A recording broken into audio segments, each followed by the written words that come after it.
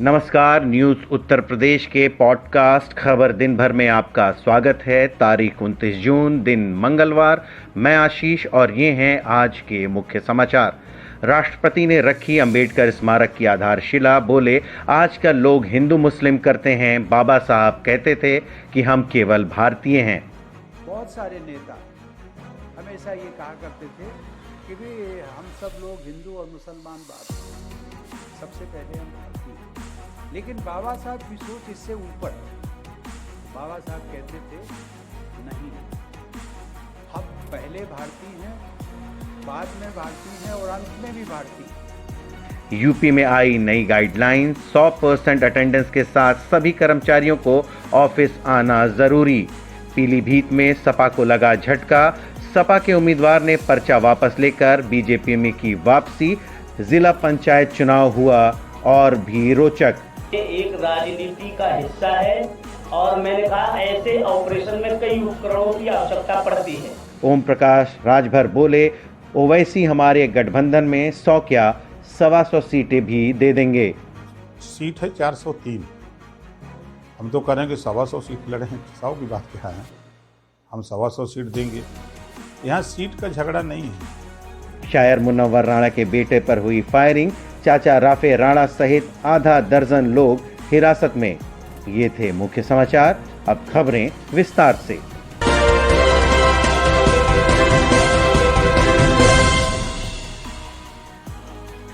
राष्ट्रपति रामनाथ कोविंद ने आज बाबा साहेब भीमराव अंबेडकर स्मारक और सांस्कृतिक केंद्र का शिलान्यास किया। राष्ट्रपति ने लोक भवन में कार्यक्रम को संबोधित करते हुए आज की राजनीति और बाबा साहब के विचारों पर बात की। सुनिए उन्होंने क्या कहा। स्वाधीनता संग्राम, आज़ादी की लड़ाई चल रही थी। उस समय भी ये हिंदू मुस्लिम वैमनस्यता का बहुत प्रदर्शन होता था। उस समय एक सौहार्दपूर्ण वातावरण के निर्माण के लिए बहुत सारे नेता हमेशा ये कहा करते थे कि भी हम सब लोग हिंदू और मुसलमान सबसे पहले हम भारतीय, और ये सोच रखनी चाहिए। बहुत अच्छी। लेकिन बाबा साहब की सोच इससे ऊपर। जब दूसरे नेता ये कहते थे कि हम पहले भारतीय हैं, बाद में हिंदू मुसलमान क्रिश्चियन और सिख, बाबा साहब कहते थे नहीं, हम पहले भारतीय हैं, बाद में भारतीय हैं और अंत में भी भारतीय हैं। अर्थात ये बीच में कहीं भी जाति धर्म संप्रदाय इनका इसमें कोई स्थान नहीं। देवी और सज्जनों, बाबा साहब आधुनिक भारत के निर्माण में महिलाओं की महत्वपूर्ण भूमिका के पक्ष में। वो महिलाओं को समान अधिकार दिलाने के लिए सदैव सक्रिय रहे। बाबा साहब द्वारा रचित हमारे संविधान में आरंभ से ही मताधिकार समेत प्रत्येक क्षेत्र में महिलाओं को समान अधिकार प्रदान किए। योगी सरकार लखनऊ के ऐशबाग क्षेत्र में 1.4 एकड़ जमीन पर भारत रत्न बाबा साहब भीमराव अंबेडकर स्मारक और सांस्कृतिक केंद्र बनाने जा रही है।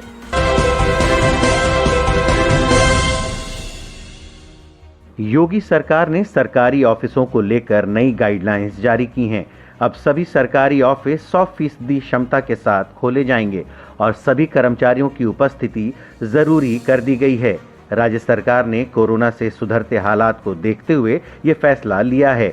इस खबर पर ज्यादा जानकारी दे रही हैं प्रिया। राज्य सरकार के द्वारा जारी किए गए निर्देश में सभी कार्यालय 100% कर्मचारियों के साथ खुलेंगे। कोरोना संक्रमण की रोकथाम के लिए कार्यालयों में भीड़ भाड़ न हो, इसका ख्याल रखा जाएगा। हर कर्मचारी अपने मोबाइल पर आरोग्य सेतु ऐप डाउनलोड कर इसका इस्तेमाल करेगा।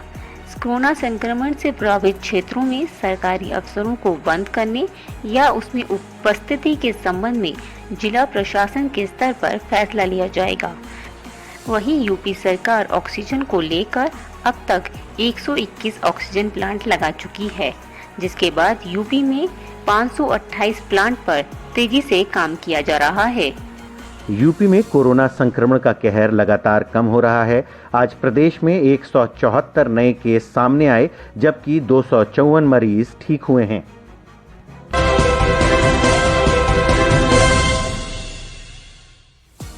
यूपी में जिला पंचायत चुनाव 3 जुलाई को होना है। ऐसे में सभी पार्टियां अपनी रणनीति से एक दूसरे को दाव देने में लग गई हैं। इस बीच सपा को तगड़ा झटका लगा है। पीलीभीत में समाजवादी पार्टी से जिला पंचायत अध्यक्ष पद के प्रत्याशी स्वामी प्रवक्तानंद ने अचानक आज बीजेपी जिला अध्यक्ष सहित तमाम विधायकों के साथ कलेक्ट्रेट पहुंचे और अपना पर्चा वापस लेते हुए बीजेपी प्रत्याशी को समर्थन दे दिया, जिसके बाद स्वामी प्रवक्तानंद बोले, आपका आरोप था कि भाजपा के लोग प्रशासन के जरिए आपके आश्रम को ध्वस्त कराना चाह रहे थे, लगातार आपको जान से मारने की धमकी दी जा रही है। आपने खुद आरोप में लगाया था कि भाजपा के लोग आपकी हत्या कराना चाह रहे हैं। आप आज फिर शामिल हो गए, क्या कुछ कहेंगे? देखिए, ये एक राजनीति का हिस्सा है और मैंने कहा ऐसे ऑपरेशन में कई उपकरणों की आवश्यकता पड़ती है। कई छोटे छोटे औजार चाहिए होते हैं कि इस चीज को किस तरह से निकालना है, कौन सी चीज से क्या करना है, वो सब कार्य हुए। पर ऐसा कोई मेरा आरोप नहीं था, वो निराधार है और मैंने नहीं ऐसी कोई बात कही। मैंने अगर आपको लगता मैंने कही तो ठीक है भाई, ऑपरेशन में मैंने कहा कुछ चीज में नहीं, अगर ऐसा कहा गया है तो वो आपने तो बहुत सारी डबिंग हो जाती, बहुत सारे लोग कर लेते हैं आजकल। आवाज फोटो किसी का होता, आवाज कोई लगा देता बना के। आपने खुद कहा कि भाजपा के लोग नहीं, मैंने ऐसे कुछ नहीं कहा। अगर किसी ने बनाया है वो गलत है, निराधार।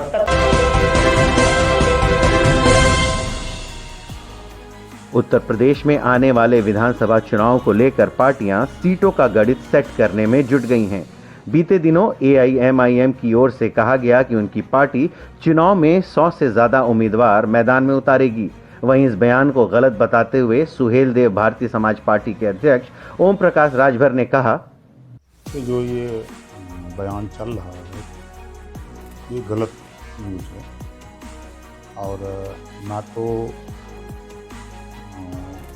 ओवैसी जी की मायावती जी से कोई बात हुई है और ना तो उन्होंने मोर्चे में 100 सीट की बात की है। स्थिति ये है कि माननीय ओवैसी जी ने साफ साफ कहा है कि हम मोर्चे में रहेंगे और मोर्चे में जो भी सीट हमको मिलेगी हम वो सीट लड़ेंगे और हम लोग सब लोग अपनी अपनी सीट की तैयारी पूरी 403 सीटों की कर रहे हैं।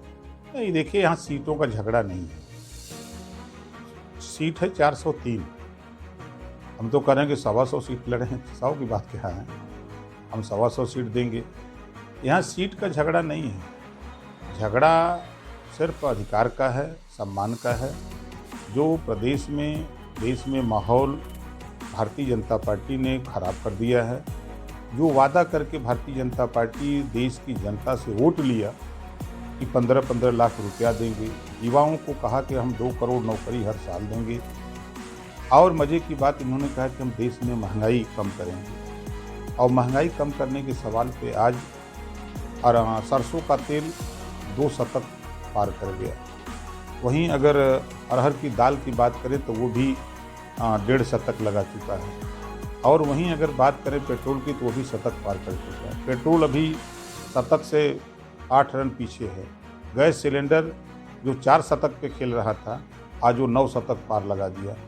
आज वही डीजल जो हाफ शतक पे खेल रहा था आज वो 8 रन से पीछे है शतक लगाने में। महंगाई आसमान पे छू रही है। जिस मुद्दे को लेकर महंगाई की बात करते हैं, महंगाई कम करेंगे। आज गरीब शायद दिन भर मजदूरी उसको न मिले तो शाम को उसके घर रोटी और दाल न मिले। तो ये महंगाई के मुद्दे पर जो जनता को गुमराह करके वोट लिए, हिंदू मुसलमान को बांटने की बात करते हैं। एक तरफ तो हमको आपको बहकाते हैं, देश में हिंदू मुसलमान की नफरत पैदा करते हैं। जब कश्मीर में सरकार बनानी होती है इनको तो महबूबा मुफ्ती से समझौता करके बीजेपी सरकार बनाती है। जब दिल्ली में इनकी सरकार बनती है तो शहनवाज हुसैन, मुख्तार अब्बास नकवी जैसे लोगों को मिनिस्टर बनाते हैं, मुसलमान के बेटे को। अभी बिहार में शहनवाज हुसैन को ले जा करके उन्होंने MLC बना के मंत्री बनाया। और कुछ ऐसे जो बाप और भाई के कमाई पर पलने वाले लोग हैं उनको देश दुनिया का मतलब नहीं है। अभी जिस दिन वो अपने पैर पे कमाएंगे उस दिन उनको मालूम होगा कि हमको हिंदू मुसलमान की लड़ाई लड़ना चाहिए कि रोटी कपड़ा मकान शिक्षा दवाई की लड़ाई लड़ना चाहिए।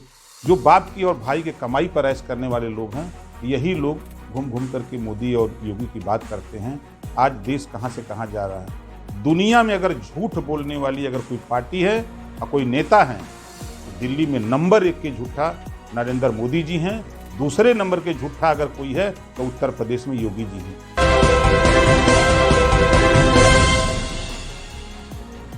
मशहूर शायर मुनव्वर राणा के बेटे तबरेज राणा पर रायबरेली में ताबड़तोड़ कई राउंड फायरिंग हुई है। तबरेज राणा पर बाइक सवार नकाबपोश हमलावरों ने फायरिंग की। इस हमले में तबरेज बाल बाल बच गए।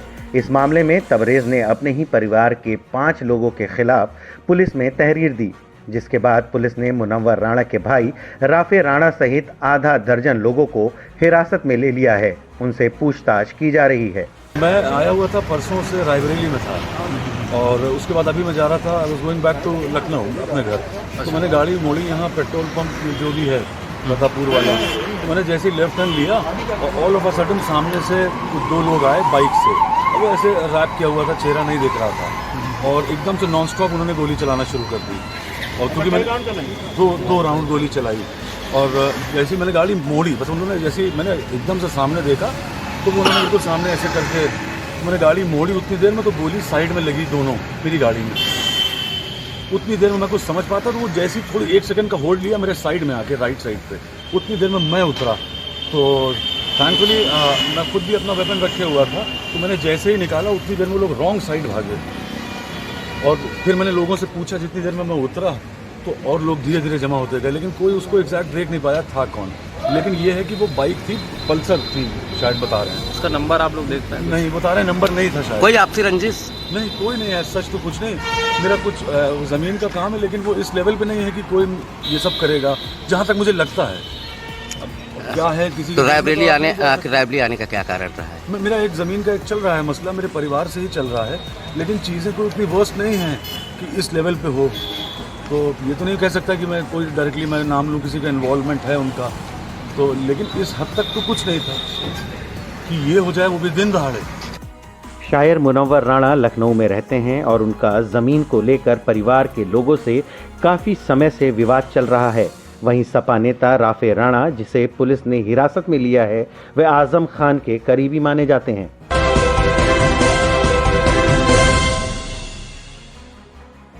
हर रोज की तरह एक बार फिर आपके लिए लेकर आए हैं पहचानो कौन का सेगमेंट, जिसमें हम आपको सुनाते हैं एक आवाज़। वो आवाज़ एक राजनेता की है या अभिनेता की, ये आपको पहचान कर कमेंट बॉक्स में लिखकर हमको बताना होता है। तो सुनिए, आज है किसकी आवाज़, और सही जवाब कमेंट बॉक्स में लिखकर हमें बताइए। हम जब सॉन्ग रिक्रिएट करते तो ये सोच के नहीं करते कि हम ओरिजिनल से बेटर बनाएंगे, क्योंकि जब एक ओरिजिनल इतना आइकॉनिक गाना हो जाता है तो उसको ऐसे करना मतलब ठीक ही नहीं होता। We only trying to repackage that and give it to the generation of today, जो शायद वो पुराने गाने नहीं सुनते हैं। That is the idea behind it. And इस बुलेटिन में इतना ही। कल फिर मिलेंगे कुछ नई खबरों के साथ। नमस्कार।